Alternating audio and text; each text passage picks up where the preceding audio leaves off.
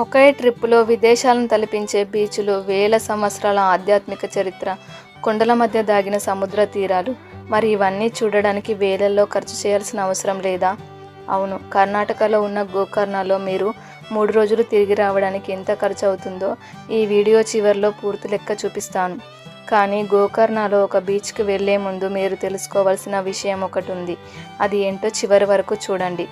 కర్ణాటకలోని Arabia see తీరంలో ఉన్న గోకర్ణ ఒకవైపు ప్రముఖ శైవ క్షేత్రం, మరోవైపు బ్యాక్ ప్యాకర్స్కు ఫేవరెట్ బీచ్ డెస్టినేషన్. ఇక్కడి ప్రత్యేకత ఏంటంటే ఒకే రోజులో మీరు ఆలయాలను చూడవచ్చు, సాయంత్రం సముద్ర తీరంలో సన్సెట్ చూడవచ్చు, మరుసటి రోజు అడవులు, కొండల మధ్య నుంచి హిడెన్ బీచెస్కి ట్రెక్ చేయవచ్చు. అందుకే గోకర్ణను చాలామంది temple town meets beach paradise అని భావిస్తారు. గోకర్ణకు ఎలా వెళ్ళాలి? ముందుగా అక్కడికి ఎలా చేరుకోవాలో చూద్దాం. మీరు హైదరాబాద్ లేదా తెలంగాణ నుంచి వస్తున్నట్లయితే బడ్జెట్ ఫ్రెండ్లీ ఆప్షన్ ట్రైన్. గోకర్ణకు దగ్గరలో ఉన్న రైల్వే స్టేషన్లో మీ ట్రైన్ రూట్కు సరిపోయేదాన్ని ఎంచుకోవచ్చు.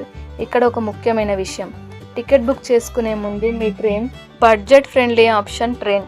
గోకర్ణకు దగ్గరలో ఒక రైల్వే స్టేషన్లో మీ ట్రైన్ రూట్కు సరిపోయేదాన్ని ఎంచుకోవచ్చు. ఇక్కడ ఒక ముఖ్యమైన విషయం, టికెట్ బుక్ చేసుకునేందుకు ముందు మీ ట్రైన్ నిజంగా గోకర్ణ రోడ్ వద్ద ఆగుతుందా లేదా తప్పకుండా చెక్ చేయండి. స్టేషన్ నుంచి గోకర్ణ టౌన్ వైపు లోకల్ ట్రాన్స్పోర్ట్ తీసుకోవచ్చు. మీరు ముందే ట్రాన్స్పోర్ట్ ప్లాన్ చేసుకుంటే అన్నెసెసరీ ఖర్చు తగ్గుతుంది. ఇక్కడ ఉండాలి. గోకర్ణలో లగ్జరీ హోటల్లో ఉండాల్సిన అవసరం లేదు. బడ్జెట్ ట్రావెలర్ అయితే హాస్టల్ లేదా సింపుల్ బడ్జెట్ రూమ్ తీసుకుంటే సరిపోతుంది. బీచ్ దగ్గర ఉండాలని అనుకుంటే కడ్లే బీచ్ లేదా ఓం బీచ్ పరిసరాల్లో ఆప్షన్స్ చూడవచ్చు. కానీ ఒక చిన్న టిప్, వీకెండ్ హాలిడేస్ సమయంలో అకామిడేషన్ రేట్స్ పెరగవచ్చు. కాబట్టి వీలైతే ముందే బుకింగ్ చేసుకోండి. booking.comలో బడ్జెట్ టార్గెట్ 500 నుంచి 800 పర్ నైట్ రేంజ్లో అకామిడేషన్ దొరికితే మంచి డీల్. మొదటి రోజు బీచెస్ కంటే ముందుగా గోకర్ణ అసలు ఐడెంటిటీని తెలుసుకుందాం. అది శ్రీ మహాబలేశ్వర ఆలయం. గోకర్ణలోని అత్యంత ముఖ్యమైన ఆలయాల్లో ఇది ఒకటి.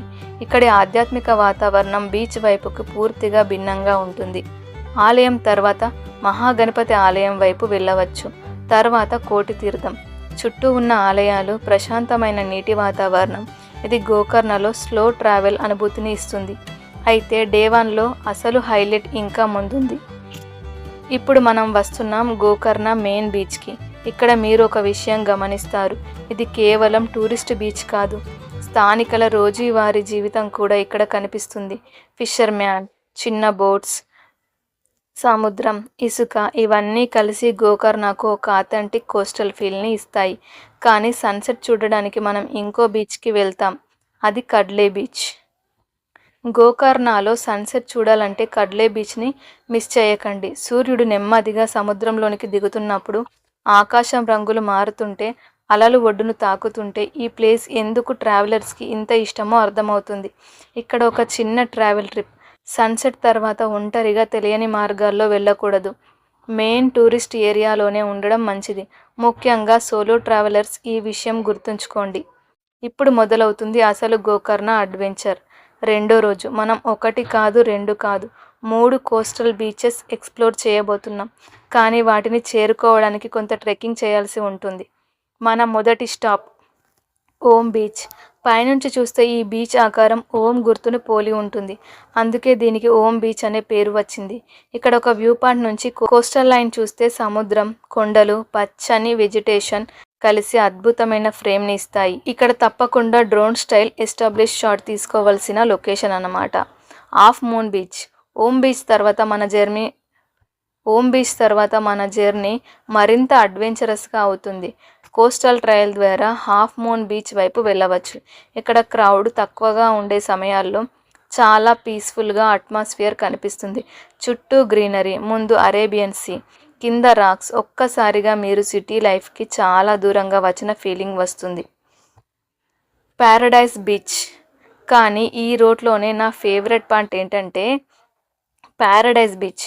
పేరు వింటేనే అర్థమవుతుంది ఇది ఎందుకు ప్యారడైజ్ అని పిలుస్తారు. నీలి రంగు నీరు, ఇసుక, చుట్టూ గ్రీనరీ, మరీ పెద్ద సిటీ క్రౌడ్ లేకపోతే ఇది నిజంగా ఒక హిడెన్ ట్రాపికల్ ప్యారడైజ్లా కనిపిస్తుంది.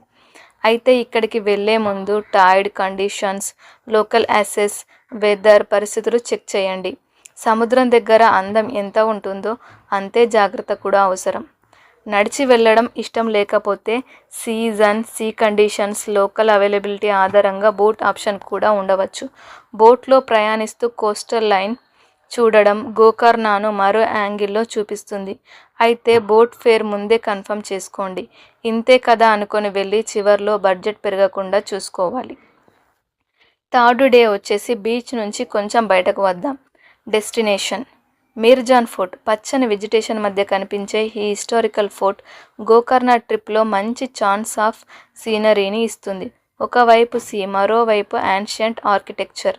ఇలాంటి కాంబినేషన్ ట్రావెల్ వీడియోకి చాలా మంచి విజువల్ వెరైటీ ఇస్తుంది. ఇక్కడ slow cinematic shots, walking shots, fort walls, closeups చాలా బాగా వర్క్ అవుతాయి. ట్రిప్ అంటే సైట్ సీయింగ్ మాత్రమే కాదు, లోకల్ ఫుడ్ కూడా ఎక్స్పీరియన్స్ చేయాలి. గోకర్ణలో South Indian food, coastal food, simple budget meals దొరుకుతాయి. బడ్జెట్ ట్రావెలర్ అయితే ప్రతి మీల్కి ఎక్స్పెన్సివ్ రెస్టారెంట్స్ అవసరం లేదు. సుమారు 300 నుంచి 500 వరకు ఒక రోజులో ఫుడ్ బడ్జెట్లో ప్లాన్ చేసుకోవచ్చు. మరి shopping, shell items, handicrafts, small souvenirs కానీ ఒక రోల్. మొదట ప్రైస్ అడగండి, తర్వాతే కొనండి. ఇప్పుడు అందరూ ఎదురు చూస్తున్న అసలు లెక్క, 3 రోజుల గోకర్ణ ట్రిప్. ట్రైన్ ట్రావెల్కి సుమారు 1200 నుంచి 2000 వరకు అవుతుంది. స్టేకి సుమారు 1000 నుంచి 1600 అవుతుంది. ఫుడ్కు 900 నుంచి 1500 అవుతుంది. లోకల్ ట్రాన్స్పోర్ట్ మీ రూట్పై ఆధారపడి ఉంటుంది. ఇతర చిన్న ఖర్చులు సుమారు 300 నుంచి 500 ఉంటాయి. మీరు ఎలా ట్రావెల్ చేస్తారనే దానిపై ఆధారపడి ఉంటుంది. 4500 నుంచి 7000 రేంజ్లో ట్రిప్ ప్లాన్ చేసుకోవచ్చు. స్కూటీ రెంట్ తీసుకుంటే బడ్జెట్ కొంచెం పెరుగుతుంది. కాకపోతే మనం చుట్టుపక్కల ఉన్న చాలా లొకేషన్స్ కవర్ చేయవచ్చు. వాటికి బస్ ఫెసిలిటీ ఉండదు కాబట్టి మీర్జాన్ ఫోర్ట్ అలాంటివి, యానా కేవ్స్, విభూతి వాటర్ ఫాల్స్ ఇవన్నిటికీ మనము స్కూటీపై వెళ్ళవచ్చు. ఇద్దరు ఫ్రెండ్స్ తోటి వస్తే చాలా బడ్జెట్ ఆఫ్ రేంజ్కి అవుతుందన్నమాట. ఇద్దరికి కూడా 5000 రేంజ్లో అయిపోతుంది. చాలా తక్కువ బడ్జెట్ కావాలంటే train, hostel, local food, walking combination best. అయితే మనం గోకర్ణని చేరుకోవాలంటే మనకు తెలంగాణ నుంచి కానీ ఆంధ్రప్రదేశ్ నుంచి కానీ డైరెక్ట్ గోకర్ణ వరకు ట్రైన్స్ అందుబాటులో లేవు. హుబ్లీ వరకు ఉంటాయి, హైదరాబాద్ టు హుబ్లీ. హుబ్లీ నుంచి మనం బస్ తీసుకొని రావాలి గోకర్ణకు. గోకర్ణ కంటే ముందు ఉన్న వేరే విలేజ్కి బస్సెస్ ఉంటాయి. అక్కడ నుంచి మళ్ళీ గోకర్ణకు బస్సెస్ ఉంటాయి. కొంచెం చాలా రేర్గానే ఉంటాయి బస్సెస్.